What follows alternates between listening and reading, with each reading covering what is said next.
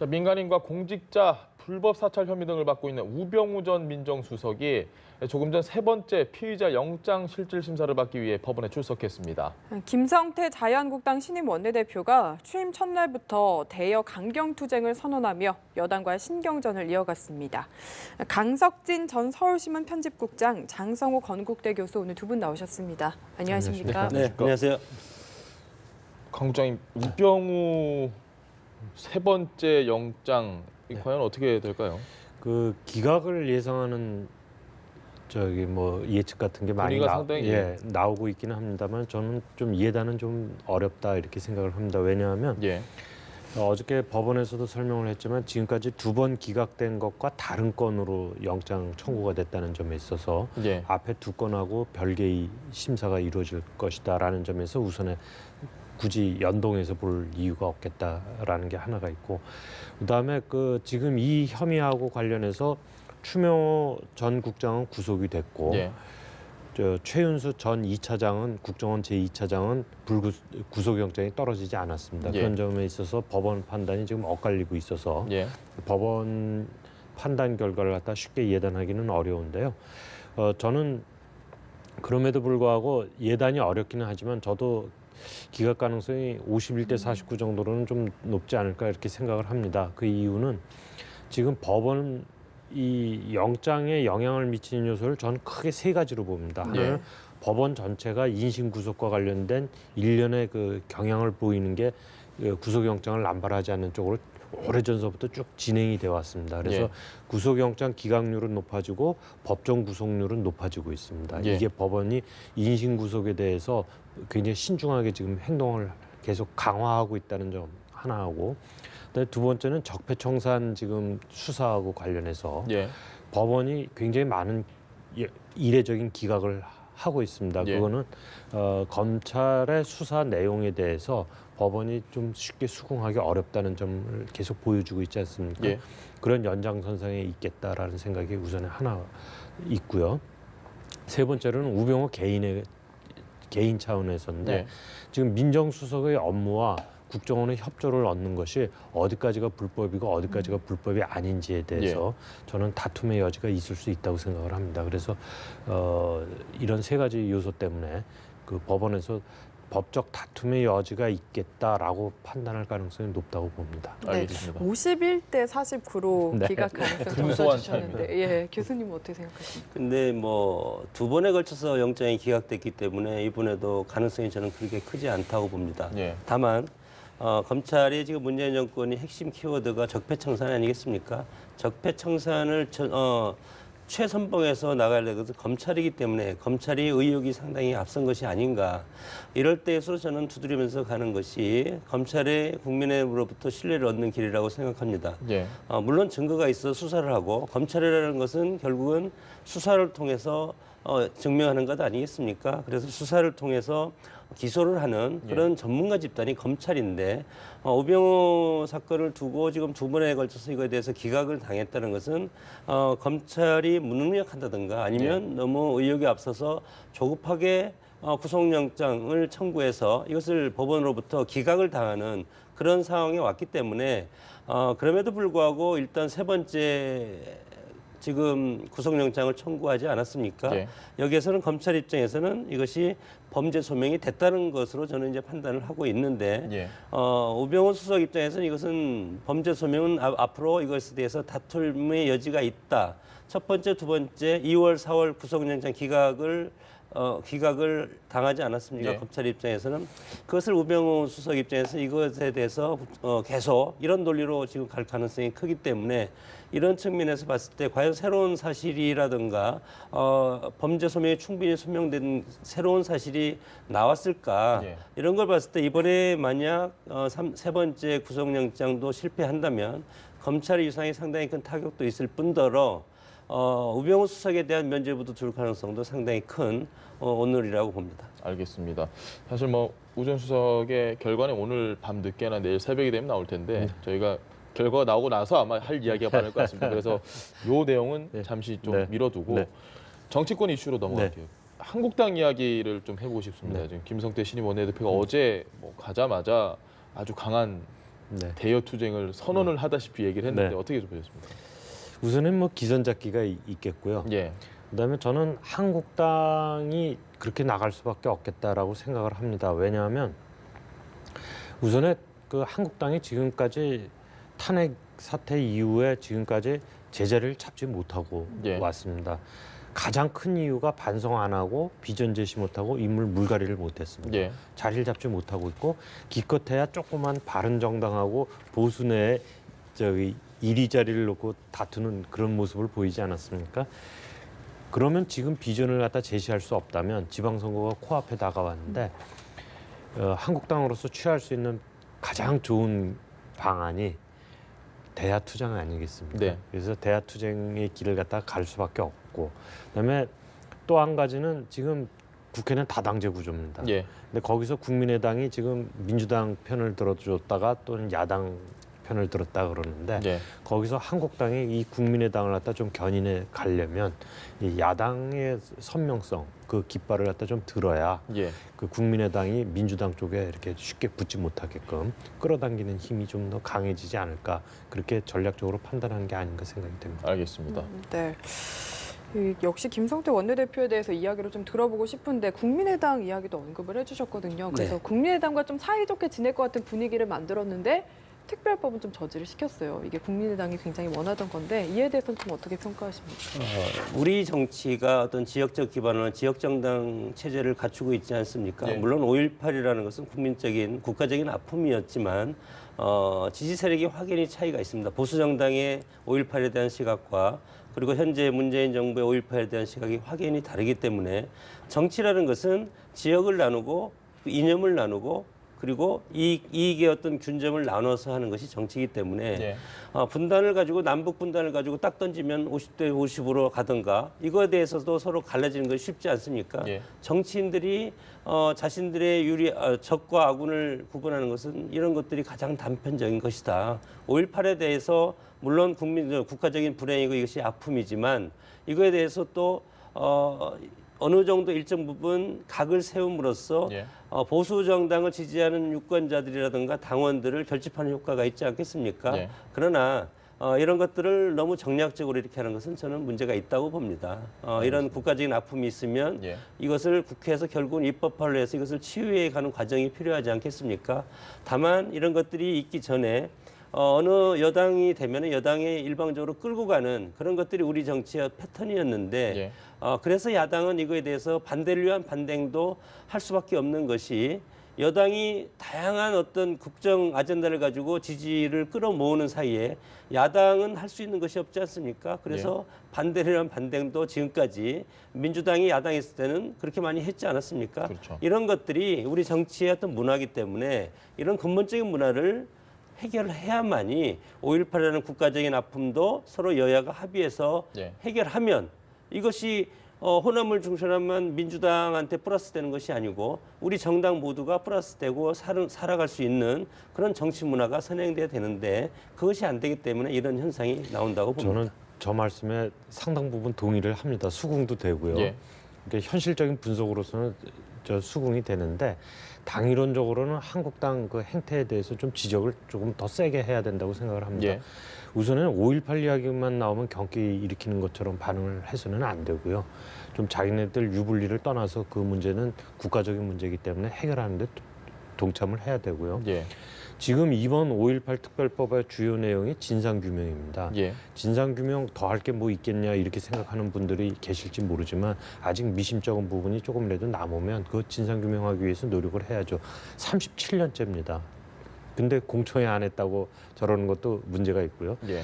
불과 얼마 전까지 저 법이 진행이 될 때 마치 그 법이 이렇게 진행이 돼가는 게 잘 되는 게 자기네 공인 것처럼 또 이야기도 했었습니다. 예. 한국당. 그래놓고 공청회 핑계로 해서 목리를 부리는 거는 굉장히 잘못된 일이라고 생각을 합니다. 그리고 이 법을 지금 한국당 계산에는 이 법을 앞으로 법안과 관련해서 많은 부분에 있어서 우리가 힘이 있어라는 걸 예. 과시를 하고 또 다른 것과 딜을 하려고 하는 생각을 갖고 있는지 모르겠지만 그거는 다른 법들 갖고 할 일이고 이 5.18 법 같이 사람 인권과 생명과 관련된 이야기들에 있어서 그런 행태를 보이는 건 전혀 바람직하지 않습니다. 알겠습니다.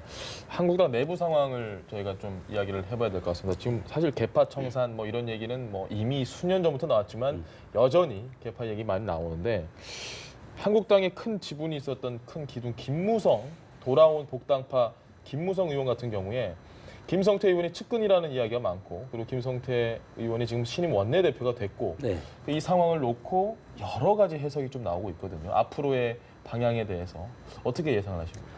이번 원내대표가 삼선의 김성태 의원이 된 것은 상당히 큰 의미가 있는 것이 예. 이 중심에 김무성 전 대표죠. 김무성 의원이 있다고 봅니다. 일단은 탈당을 했다가 다시 들어왔기 때문에 정치적인 리스크는 상당히 크고 약점이 상당히 많이 안고 지금 당에 다시 복귀했기 때문에 과거처럼 대표적 위상이라든가 뭐 미래의 뭐 대통령이라든가 이런 위상은 없지만 예. 이제는 또다시 자신의 세력을 부풀릴 그럴 기회를 저는 가졌다고 봅니다. 예. 일단은 홍준표 대표와 친홍과 반홍의 구도에서 홍준표 대표를 지지함으로써 일단은 김성태 의원과 홍준표 이 두 세력을 끌어안을 수가 있었고 예. 여기에서 남아있는 것이 친박 세력 아니겠습니까? 꾸준히 친박 세력은 김무성 대표와 상당히 큰 각을 둘 가능성이 상당히 크다. 예. 그리고 친박 세력은 또 홍준표 대표와도 상당히 큰 지금 격돌을 할 가능성이 상당히 크지 않습니까? 이 틈새를 김무성 의원이 지금 뚫고 들어왔고 예. 여기서 앞으로 김무성 대표가 보수 정당인 한국당의 큰 지위를 과거의 영광을 다시 찾으려면 앞으로 지방선거가 있지 않습니까? 예. 지방선거를 사이에 두고 지방선거가 새누리당 아니 한국당이 지금 압승할 가능성이 거의 뭐 없다고 저는 봅니다. 예. 이런 상황에서 만약에 지방선거에서 한국당이 참패를 한다거나 과반의 이하로 떨어지는 성적을 가지면 김무성 대표를 비롯한 김성태 원내대표를 중심으로 해서 예. 홍준표 대표의 사퇴론까지 해서 책임론까지 불거져서 여기에서 홍준표 대표를 제치고 그다음에 다음 전당대회 때 김무성 대표가 저는 당 대표라든가 아니면 그 막후에서 여러 가지 실력을 행사할 가능성이 상당히 크고 여기에서 이제 친박계에는 박근혜 전 대통령의 재판 결과가 또 이어서 나오지 않겠습니까? 예. 이거와 묶어서 가면 앞으로 김무성 의원은 내가 이 당의 주인이 될 수 있다. 이런 거대한 어떤 프로그램이 지금 진행되고 있는 것이 아닌가 그렇게 봅니다. 저희가 이 정도로 얘기할 것 같으면 홍준표 대표는 뭐 이미 만약에 이런 시나리오를 예상을 어느 정도 했을 가능성도 있지 않습니까? 그것도 뭐 홍준표 대표가 가만히 이걸 두고 볼 수만은 있는 건 아니고 물론 그런 상황을 가정을 한다면 국장님 생각은 어떠세요? 흥미롭습니다. 그 홍준표 대표의 세력이 굉장히 약합니다. 예. 그래서 지금 홍준표 대표는 차도 살게를 하겠다고 김무성 대표 전 대표를 갖다 끌어들인 거 아닙니까? 예. 그 두 사람이 합해서 이번에 김성태 원내대표를 만들었습니다. 근데 1차 투표에서 통과됐다는 점에서는 역시 둘이 합하니까 위력이 있다 이렇게 볼 수도 있지만 예. 그 1차 투표의 결과는 아슬아슬한 한 표 승리였죠. 차로 예, 과반이 아슬아슬한 넘었죠. 승리 아니었습니까? 예. 그만큼 취약한 점도 동시에 내포하고 있는 거죠. 그래서 홍준표 대표로서는 김무성 대표가 등을 돌리게 될 경우는 뭐 사상누각처럼 무너지는 거고 예. 또한 김무성 전 대표도 지금 홍준표 대표 없이는 뭔가 하기는 어렵죠. 예. 그렇지만 계산은 다를 수 있습니다. 김무성 대표는 지금 김성태 원내대표가 대문을 열어놓겠다. 홍준표 대표는 셋문을 열어놓겠다 예. 그러지 않았습니까? 그러니까 외부 영입을 갖다 조금 더 들여서 체중을 불리는 데 대해서 김무성 대표 쪽은 좀 더 적극적이고 예. 홍준표 대표 쪽은 조금 더 소극적이죠. 그러면 그 김무성 대표는 체중이 조금 불어나면 더 영향이 커지는 거고 더 발언력이 커지겠죠. 예. 그렇게 시간이 갈수록 진행이 된다고 하면 언젠가는 둘이 이렇게 등을 돌릴 가능성도 당연히 있죠. 그러나 현재로서는 둘이 나눠지는 순간 둘 다 무너지기가 쉽기 때문에 당분간은 뭐 불편한 동거를 불편한 동거를 계속 할 것 같고요. 예. 저는 내년이 되면 지금 불과 얼마 안 남았지만 예. 정치권이 다시 한번 격동을 보일 거라고 생각을 합니다. 개헌 문제, 선거구 문제뿐만이 아니라 지방선거를 앞두고 선거 연대까지 나아가야 되기 때문에 예. 정치권이 격동을 벌일 걸로 이렇게 예상을 하고 있는데 그때 아마 홍준표 대표하고 김무성 대표는 상당히 다른 계산을 할 가능성이 있지 않을까 그렇게 보고 있습니다. 알겠습니다. 남아있는 친박계는 또 어떻게 될지도 궁금한데 사실 이 최경환 의원의 체포 동의안 표결이 원내대표들의 합의로 무산이 됐거든요. 이 부분 또 어떻게 보고 계십니까? 뭐 국회의원들은 제 식구 감싸기라는 것은 뭐 어제 오늘 일이 아닌데 뭐 보면 당연하지 않습니까? 마찬가지로 우리가 지난번에 문재인 정부의 쭉 인사청문회에서도 현역 의원 불필 신화가 계속 이어지고 전직 의원도 불필 신화가 계속 이어지고 있는 것이 우리 국회고 또 의원 보좌관 뭐 숫자 늘리는 것은 뭐 그냥 자연스럽게 늘리고 있고 이런 것들은 뭐 지난주에도 제가 한번 말씀드린 것 같은데 칼막스가 얘기한 것처럼 뭐 그런 취지로 해서 의원이 될 때 되기 전까지는 정말 국민을 왕으로 모시지만 의원이 되면 그 다음에는 본인이 이제 최고의 그 권력자로 이렇게 행세를 하는 것이 우리 어떤 권위주의 정치 문화의 바탕이 있어서 그렇다고 봅니다.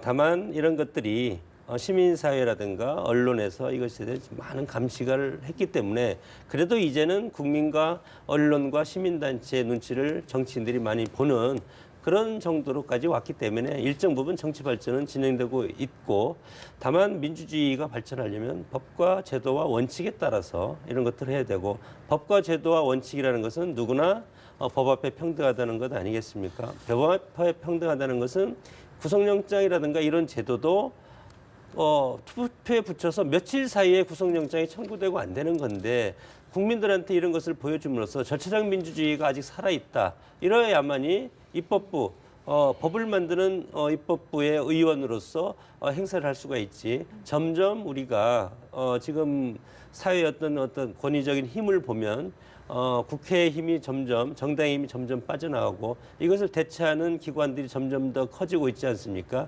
앞으로 20, 30년 되면 저는 정당이 소멸할 가능성도 상당히 크고 그것을 대체할 다른 것들이 나올 수 있다고 봅니다. 국민의당과 바른정당 이야기가 흥미로운 게 이 한국당의 김성태 신임 원내대표가 사실 바른정당 잔류파와 친한 분들이 되게 많다고 들었습니다. 문을 열어놓겠다. 그러면 언젠가는 또 다시 돌아갈 가능성이 있으면 국민의당은 빨리 지금 뭔가를 해야 될 것 같기도 하고 어떻게 보십니까? 오늘 아침에 유승민 대표가 어느 신문하고 인터뷰를 하지 않았습니까? 그 내용을 보면 국민의당의 그 내부 갈등 사태에 대해서 굉장히 우려를 하고 있고 물론 통합을 하고 싶지만 우려를 하고 있고 현재대로라고 한다면 이라는 조건부 하에 한국당하고의 통합은 없다. 100% 없다. 이렇게 이야기를 하지 않았습니까? 근데 이제 그 조건부가 있으니까 바뀌면 또 어떻게 될지 모르는 거죠. 이 상황 계속 이제 흘러가고 변화하고 이제 그러는 건데 어렵습니다. 어렵죠. 그런데 여태까지 한국당 행태는 국민의당하고 바른정당을 발로 차면서 다니는 거였어요. 다당제하에서 야권 공조를 이뤄내야 힘을 더 쓸 수 있음에도 불구하고 한국당은 그런 비전을 못 갖고 국민의당하고 바른정당을 발로 차면서 다니지 않았습니까? 그러니까 지난번에 예산안 때 이렇게 당한 거죠. 그러면 앞으로 어떻게 될 거냐? 한국당이 근본적으로 야당 공조 체제를 갖다가 세우는데 어떤 행동 변화가 있을 것이냐 없을 것이냐가 우선은 하나의 관전 포인트가 될 것이고요. 근데 저는 가능성이 조금 낮다고 보고요.